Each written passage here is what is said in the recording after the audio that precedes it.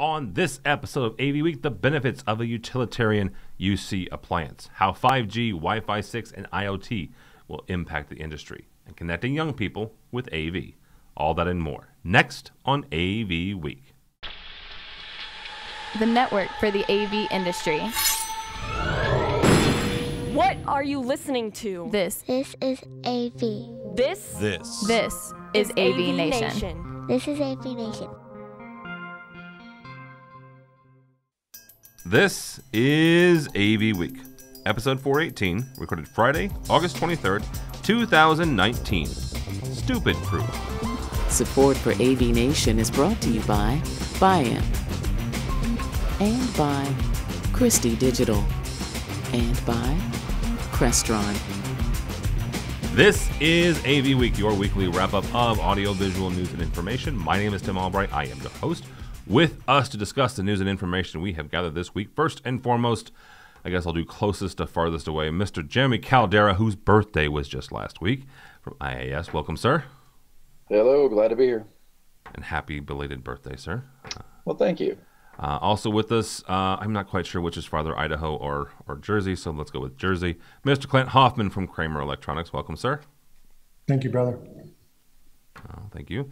And last but not least, Mr. Mark Lavecchia, who I have not had on in a very long time, but Mark's a regular over on Steve Greenblatt's State of Control. He is with BMA Software. Welcome, sir.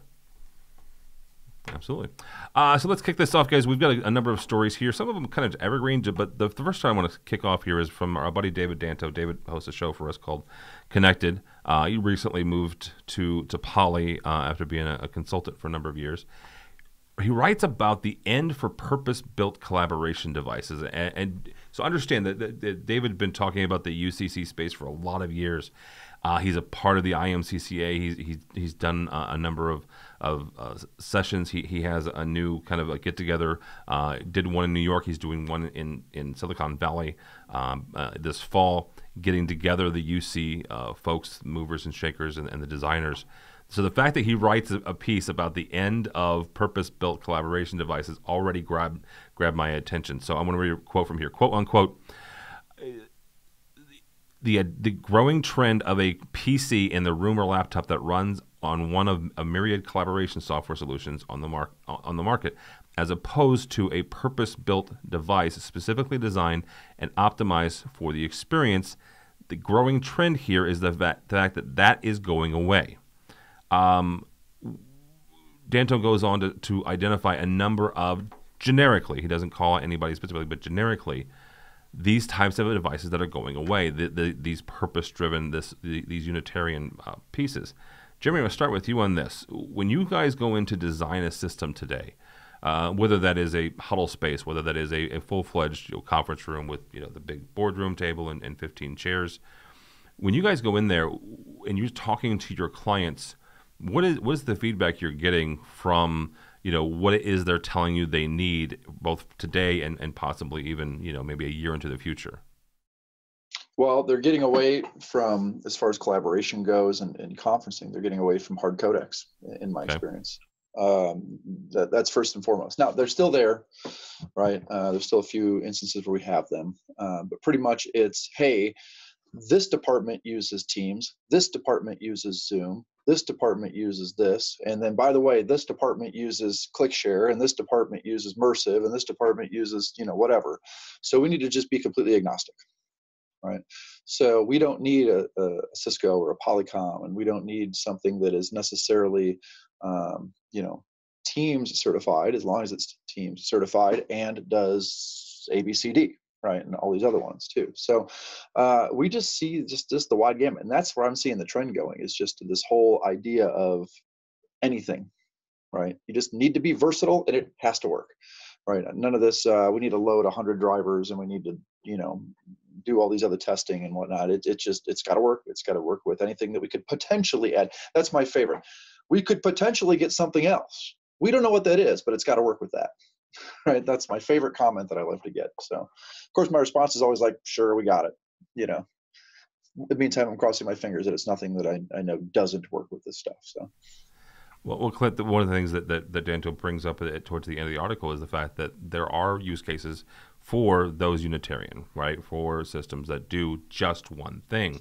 So when you're talking to folks like Jeremy, how do you advise them to say, okay, you know what? Yes, there are absolutely use cases for something that can do anything for anybody, right? You can to use Danto's quote, watch cat videos and do video collaboration. But there's also these devices that you might want that just do one thing. Yeah, and he actually wrote this very cunningly, because he's burying his true point, which his true point is you should buy a purpose-built device if you're a Fortune 500 company who worries about security and making sure that the device does what it's supposed to do when it's supposed to do. His last paragraph says, however, if you're in a Fortune 500 enterprise and you want to install and not worry about a fortified, solid device that its only purpose is the completion of successful video conferences, then go with a purpose-built device. I kind of truncated that at the end there, but the headline is he's saying this is what everybody's talking about, and this is where the world is heading and courting everybody. But frankly speaking, you should just get a purpose-built device. So it's clever how he wrote that, and I happen to agree with it. Mark, when you're talking with folks, and again, Mark's a programmer. His company, BMA Software, they make one of my favorite people in the world are controller programmers, because I used to be one. You guys are able to look at these systems from a kind of a holistic standpoint, because you're kind of making sure everybody kind of talks together. Does it matter if it's a Unitarian device or if it's this multi-use system that can kind of do everything when it comes to making sure that the systems are able to talk to each other and be controlled? If it does matter, it doesn't come across that way. And what I mean by that is we strictly program in the commercial world. Okay, so we do everything from huddle spaces all the way up to 8-way, 10-way divisible ballrooms. We always touch all of these individual codecs and these wireless communication devices all over the place. And everybody is dropping the codec. Everybody.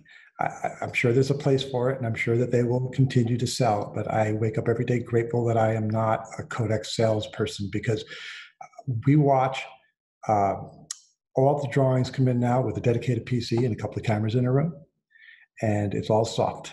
With immersive or click, none of that's interchangeable. Nobody really, the only time people care about that is when it doesn't work. But they bring these soft codecs in because they're dummy proof. Zoom, dummy proof. You can share content, you can bring people in, you can record, you can do all the things you want to do. And guess what? If we want to upgrade it, there's a firmware upgrade. It doesn't break the rest of the room into pieces. I'm probably not making a popular statement, but we just did a job up in Northern California. We just finished it 2 months ago. And they had hard codecs, no name necessary, in probably 50 rooms. And they just pulled them all out. And they put a touch panel in. Shut up. For Zoom. We're going into this system, we're pulling out the codecs, and they're adding a control system that has a Zoom mode in it. And that's it. You want to do a video call, you push the button, you go over there, and that's it. And that's what I've been seeing more than anything. Stupid proof. That was the key word that you used. Stupid proof. Yeah, and so how do you back that real quickly is what the other trend that we see is when we're doing a user interface for a room, that people say, I don't care how the room operates or anything, but I need this to look and act just like a Cisco. I need the Cisco look and feel, because they really got that down really well. They have a good user interface. So I may not even have that codec in here, but I need that look and feel in here. And then once you switch over to these soft codecs, it's completely dummy proof. Anybody can go in and make a call. You can do this with me, and you're not sitting there doing my audio check on my, you know what I mean? So it's been very dramatic on our side over the last, I'd say, 2 years. And lastly, the pedal's on the metal right now. Wow. That's I will say that it's fascinating that you bring up the Cisco code interface. Actually, one of the jobs that Jeremy and I did together it was my first time that I had ever had a client ask specifically for a Cisco interface, and we went through the process and got it all down. But that client specifically asked for a Cisco interface. They were a huge Cisco house, and they wanted their control systems to emulate that, even if it wasn't a Cisco. So yeah, it is a nice interface. All right, guys. Next story we're going to hit here actually comes to us from Commercial Integrator, and Alan Braun writes about his predictions for Internet of Things, Wi-Fi, and 5G. Alan goes on to talk about how the IoT and 5G are going to kind of revolutionize the industry. Alan's somebody that's been around a long time. He is an AVIXA lifetime education. He has a lifetime education award. He's been teaching a long time in the industry. A lot of respect for him.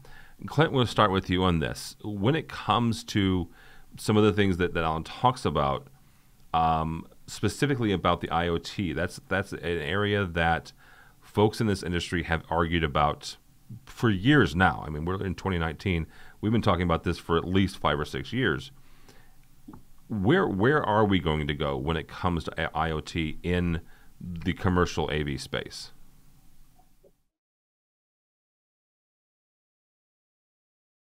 So I think, and Alan mentions this in the article, it's about the data. Collecting data and then being able to use that data to make better decisions down the line is inherently what IT managers do. And we're now marketing and selling more and more to the IT manager, IT department in the Pro AV industry. It's not typical that you would expect Pro AV stuff to give you data, so this is not something that's happening at breakneck speed. But if you can put a sensor or connect any kind of a device that will collect that will trigger the control system to know something into the control system, then there's so much data we can gather. If you're building 100 conference rooms and you built 100 conference rooms, then you're going to build another 100, and nobody ever uses the Blu-ray player in the room. Well, you're not going to put a Blu-ray player in the next 100 because you've learned that conclusively. And that's a very simple example of that. But he's right. The more data we can collect in the future, the more value we're going to have in terms of being able to offer the end user, and then also turn this into a kind of a managed service. Mark, when it comes to both IoT and Alan writes about Wi-Fi 6, which is the next generation of wireless access. Take those two together when you're talking about control systems and the abilities that you guys are going to have here in the next year to 3 years, when it comes to using that data to push out notifications, let people know kind of in real time where their systems are and the health of those systems. Well, to be fair, it's probably one of the least used portions of our business to begin with, is collecting that data. A lot of people set up for it, and a lot of people prepare for it, and they'll set up, asset management software that we can take a look at what's going on.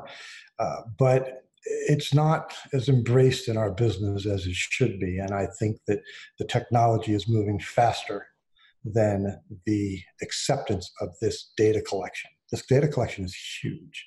And I think the challenge that we face with it in our side of the business, not the IT side, what we tell is we're counting on salespeople and engineers in the field to talk about things that are not really 100%.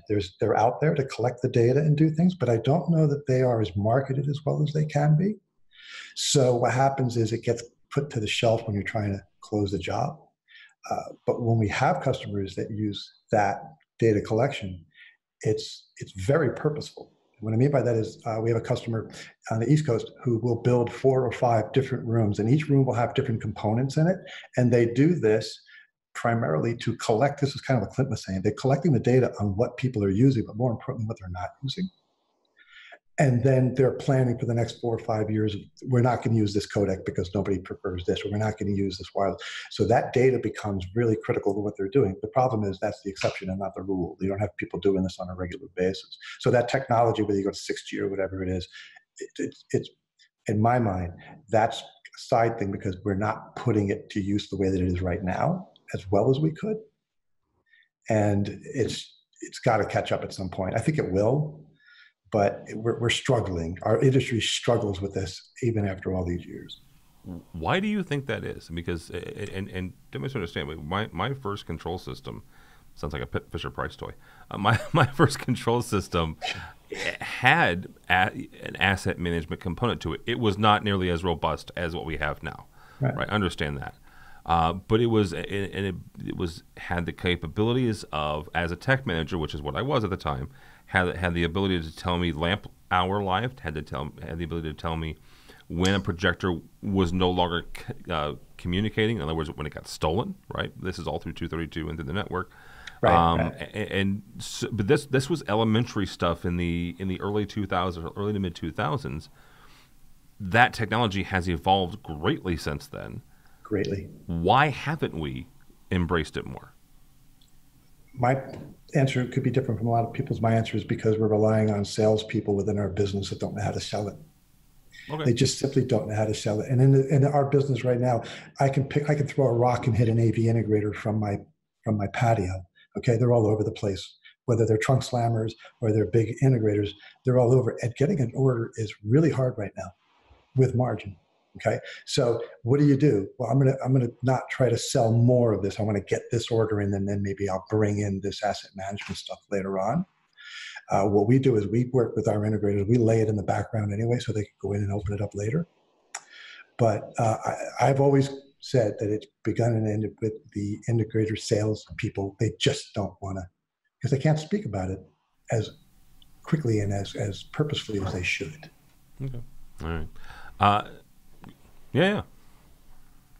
Tim, if I may, there's an old Far Side comic that I always use in relationship to the pro AV industry, and it's a picture of a dog in a circus setting up on a high wire, and he's juggling cats, and he's got a vase on his head, and he's doing a hula hoop at the same time. And the caption was, "Suddenly Rex realized he was an old dog, and this is a new trick." That's the pro AV industry. We're a bunch of old dogs, and we do what we're comfortable with. It just takes time. That cartoon, Clint. Old dog, new tricks. All right. Yeah, Google Far Side. Caldera, you're the youngest dog here. So whether it's 5G or that's the question I was going to ask you is what impact. And the one thing about 5G that Alan writes about is the fact that it gives it's greater speed, lower latency, and you can connect more devices to it, which gives us in the industry that are sometimes we rely on wireless access, a little bit more flexibility when we're designing systems. But whether it's IoT or 5G, what are the impacts of these newer technologies? Well, as long as they're reliable, the impacts are huge, right? I mean, we're gonna start to see just everything grow by leaps and bounds. And this whole 5G thing, I'm interested by it because everybody was like, "Oh, I remember when 3G was a huge thing and I loved it."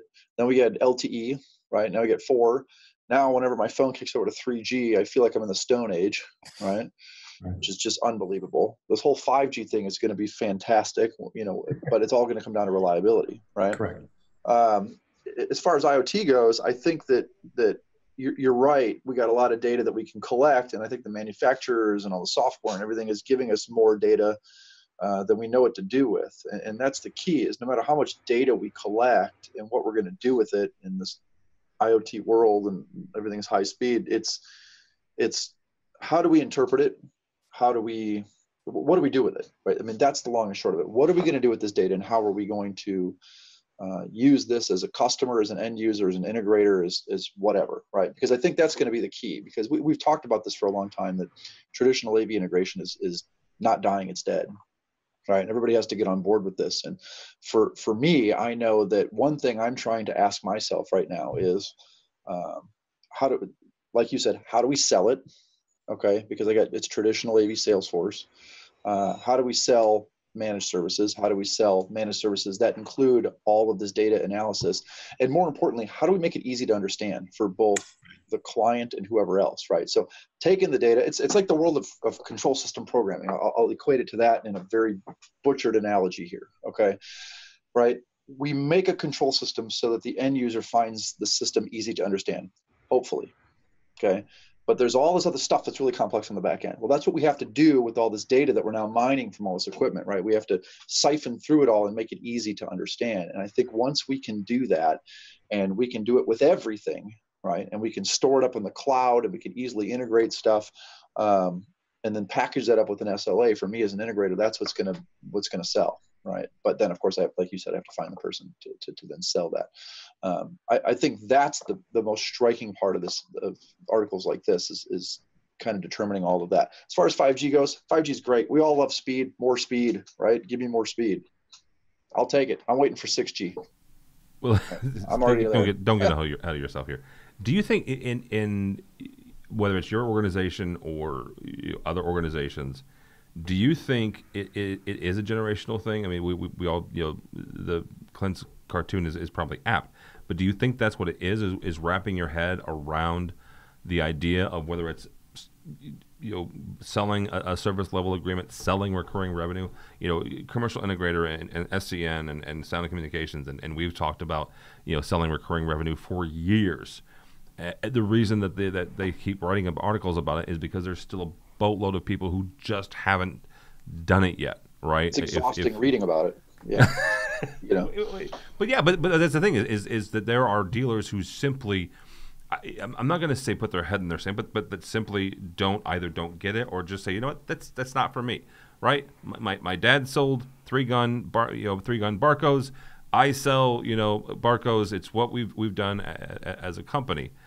Is that the thing where it's getting the younger salespeople and the younger engineers on board with both recurring revenue and service level agreements and selling the asset management stuff? I don't know that this is 100% true, but I think this is going to be driven by the manufacturers, and I don't know that it's generational. I think it's just a mindset. Now, granted, mindset ties in with generation much of the time, but I consider myself fairly younger, even though my recent birthday would disagree with you, and I'm bald by choice, not by force. So I would say that, for me, it's just because of the way I was brought up by traditional people. That's how I know to design, how I know to sell. And the tools were not available for this data collection and data mining. So now that it's available, I think that, yes, the younger generation is going to embrace this more because that's all that they're going to know, right? Versus us who are in the middle, who are trying to figure out how we're going to do X, Y, and Z, right? I think once that embracement happens from the younger generation, is in conjunction with what the manufacturers are going to be pushing and allowing and helping to make a lot of that back-end programming and cloud integration and apps and all that stuff work and make things less proprietary and more agnostic. I think as that trend kind of pushes forward, we're going to see a major shift in this stuff, right? Because we all know, like we said, we said it exhaustively. We don't make money on equipment anymore unless you're lucky, and so we need to embrace it. We need to figure out how. One of the things, Tim, that I tell the integrators that I work with on a regular basis, especially when I'm dealing with the salespeople, is listen, bring me in or bring in the manufacturer. Let us help you. If you're not confident in being able to sell this, bring us in. They will come in. They will set up and show and do a dog and pony and talk about the integration and answer their IT questions. They'll do all of that for you and help you close that sale. But that's not the mentality. The mentality is, I got to go in, I got this bill of materials, this is what I'm pushing. I would tell any salesperson, reach back to the manufacturers and they will help. And if they don't, then you know where you stand with that manufacturer. But almost all of them will be happy to go in and share and show with you to get that added value into your system. It's not just the integration, though, too. It's the end users, right? The end users a lot of them are traditionally old school, right? Yeah. Just like we are in integration. Some people from integration move into being end users. I mean, there's this whole shift. It's a small industry, right? So we all, it's hard to embrace it if no matter what you're an end user, integrator, it doesn't matter, right? If you're used to a certain way of doing things, that's the way it's going to be done. So yes, I think we're going to see a shift. It's going to be driven by manufacturing. It's going to have to be embraced by end users. And you're right, you have to bring in the manufacturers and the people who know it in order to sell it and to get the end users to adopt it. And I think once all that lines up, in the perfect world of AV stars, which is hopefully coming soon, I think that we'll see that big transition. Let me add this. Go ahead. I think it's also a bit of a cart and a horse issue because if you own an integration firm like you do, Jeremy, it's historically been a project-based business. Okay, how many projects do I have that I suspect I can get in 2020? I can make a budget and then I can make payroll every other Friday. And wouldn't it be better to say, hey, my budget for 2020 is starting with this many SLAs, this much guaranteed money coming in, and then I can go find some projects to augment that. So I think most integration firm owners want it, but they got a bunch of people working for them who need to get that project done and get the next one designed and done, and they know how to do it around oversimplification around a great big matrix switcher. They don't know how to do it in a different kind of way yet. So it's kind of a cart and a horse issue, but I think you're right. We're going to get there. It's just all right, guys. We'll wrap up today with another story from Santa Communications and Joseph Valerio. Joseph writes about the AVIXA Foundation and their efforts in workforce. Found it interesting as we kind of wrapped around and into that last conversation talking about generation. Joseph writes, most students already have many of the skills required to get started in an AV career. The next step is simply to enhance what they already know. Mark, I'm going to start with you on this, and we're just kind of going to go around the horn real quickly, guys. If you were talking with either a high school student or somebody in college, and they were interested in technology or they were interested in music or what have you, how would you go about getting them hooked into or connected to the industry? I take them behind the scenes, to be honest with you. I'd love to take a student to the LA Emergency Operations Center and go in there and see 40 displays up on the wall and cameras all over the place, all over the city, and the way that we tie it all together and we can communicate it and pass information from one place to the other and really see what we do. They need to. There's two things that for me they need to see what we do behind the scenes. You can't just take them and show them an 80-inch display and go, look, aren't we cool? You can't even show them a wireless device that you could walk in and send data up to and make a presentation. They don't care. Right? What they care about is being able to be challenged in what it is that they do. And the way to challenge them is to show them the back end of what we do. Let's go to the racks. Let's go to the building material. Let's go into that portion of it. Let's dive into the programming. Let's see what we can do. That always tends to jazz them up quite a bit. And the other part of it is, which is something I've talked about recently, which is I challenge any industry in our country to show a greater growth of entrepreneurs and in business owners than our business does. We're a lot of us are business owners out of necessity or out of desperation, right? I can't do this anymore. I think I have a better way. I'm going to go do it. But you look at the number of companies that are run right now in our business by people who were pulling cables just 10 years ago. There's a big push towards integration companies, not from a sales hardware standpoint, but they're saying, look, you have an overflow. So I've got the people who can build the racks and bring it out to the job site and get it on the network and commission that system for you, but I'm not going to buy and sell hardware. There's a big jump in those type of businesses right now. And those are people who were cable pullers and they were field service engineers and they saw a better way. Any person that's interested in our business, that's got to be something we push, and we don't push it near enough. Mm-hmm. Jeremy, same kind of question. How do you get young people connected to and interested in the AV industry? It goes in conjunction with what he said. It's the wow factor, right? I mean, how do we just let them experience what it is that we do, right? Whether it's if they, you first got to find what they're interested in. If they're interested in programming, show them that. If they're interested in just cool technology, show them, whatever, the behind the scenes. I mean, that's what it is. Because like he said, you know what I mean? 9 times out of 10, hey, we got this cool wireless stuff. We can send my phone from here to here. And they're like, oh yeah, like I'm already doing, and they've already figured it out and they've done it before I've even showed them the app, you know what I mean? Or whatever, right? I mean, they're gonna know the technology. They're gonna embrace the technology.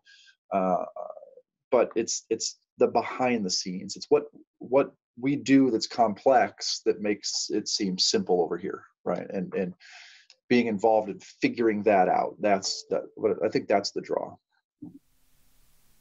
All right. Clint, you'll have the last word on this. How do we get young people involved? Yeah, this is such a big challenge because there's no college curriculum for pro AV. It's either radio, television, film, theater, music. You mentioned so many of the people that are in our industry were previously musicians or something like that. And because of that, I had the privilege of serving on the ICI, at the time ICI, now AVIXA Foundation Board. And we used to give out the scholarships for folks who wanted to come into the industry. And we get like 100 applications a year, and we go through them.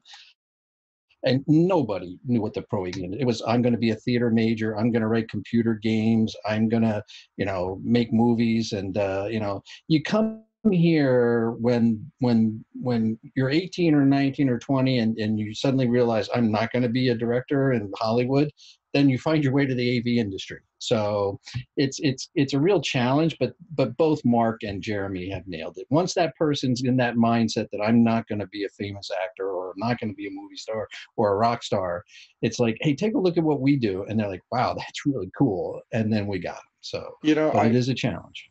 I went to Columbia College in Chicago long before I ever taught there or was lucky enough to be on their board, right? And in my first class, my freshman year, they said, 100 students, how many people are here for live sound? They want to, mix the next band, you get 60 kids. And how many here want to be the next recording artist? You get 30 kids, right? Then you get how many here are to do installed sound? And I was one of the lucky few that made that weird decision in college, right? And there were a couple of us raised their hand and they said, okay, the rest of you are going to be doing what they do. Right. And it was true because once they realized they weren't that recording engineer, they weren't the next front of house guy, and they were going to have terrible hours and terrible pay. And by the way, you want to be the recording engineer, but how about, do you want to design the recording studio? Does that interest you anymore? Because that, showing people behind the scenes of that would draw them into then our side of the house. So I completely agree. Yeah. The old joke in our industry is you go to a family picnic and somebody says, what do you do for a living? And you're like, well, I do professional AV. And they're like, oh, like Best Buy? No, nobody knows what the pro AV industry except us. No, I will still steal Rich Fregosa's line. He's a VCR repairman and has been for 30 years. So, all right. On that note, gentlemen, thank you so much. Mr. Caldera, how do people find you or IAS? IAStechnology.net, Jeremy_Caldera on the Twitter. And that's it. All right, very good. Mr. Clint Hoffman, thank you, sir. Oh, thank you. You can find us at www.kramerav.com. All right, very good. And Mr. LeVecchia, how do people find you or BMA? Ask around. There's a couple of this ask around. I'm sorry, but that's the truth. I mean, it's ask word of mouth. I've got a website, bmasoftwaresolutions.com. I have a Twitter handle, but it's not very active. Go to Jackson Hole and head a little northwest. Yeah, that's right. You come up to Coeur d'Alene and we'll get on the lake and I'll tell you about my company. All right, very good. For me, for Tim Albright, don't follow me on the Twitters, but go by the website if you would, please. AVNation.tv. That is AVNation.tv. You'll find this program and a host of others. While you're there, please check out our supporter section. These are the folks who help us financially, help us bring you AVWeek and ResiWeek and coverage of CEDIA 2019. And Kramer is one of those, and we thank them for their support. I mentioned CEDIA. It happens the 12th through the 14th of September. The reason I mention it, yes, it's a residential show, but even if you're in the commercial industry, AV industry, you need to pay attention because a whole lot of interesting things come out of there. I will point to Dallas 3 years ago when voice control made a huge splash, and yes, it will. If it hasn't hit your boardrooms yet, it will. You'll at least be asked for it. How about that? So yeah, pay attention to CEDIA here in about 3 or 4 weeks. Also, while you're there, check out State of Control, which Mark is on, and also have a brand new digital signage digest coming down the pipe this week. So all that and more at AVNation.tv. That's AVNation.tv. Thanks so much for listening. Thank you so much for watching. That's all the time we have for AV Week.